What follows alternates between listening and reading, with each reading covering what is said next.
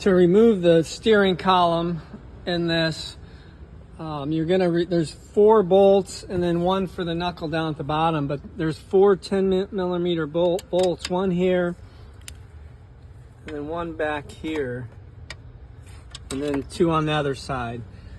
And then down below you're going to have the knuckle, which is going to be a T40 Torx.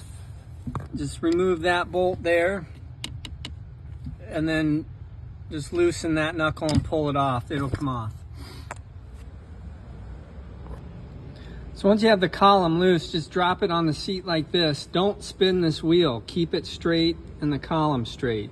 Or you're going to want to drop it down here to access the plate that covers the airbag sensor.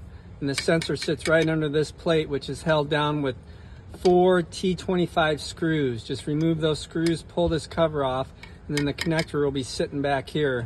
And you just pinch the sides of it to release it. I used a pick to do that. But then all you need to do is just unhook this connector here. There's going to be 2 connectors plugging into your clock spring.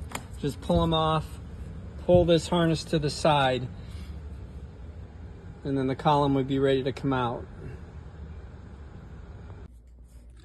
Okay, Lincoln MKZ 2014 stuck on panel, the HVAC system, is it won't go to defrost or floor. So we're replacing the mode door actuator, which you have to remove the steering column to get to it. When doing the steering column, it's pretty easy. Just drop it down. Don't pull it out because there's a sensor, airbag sensor on top here you have to unplug first. And that connector is this yellow one here. So unplug that and you can pull the column out. But your mode door actuator is right up here.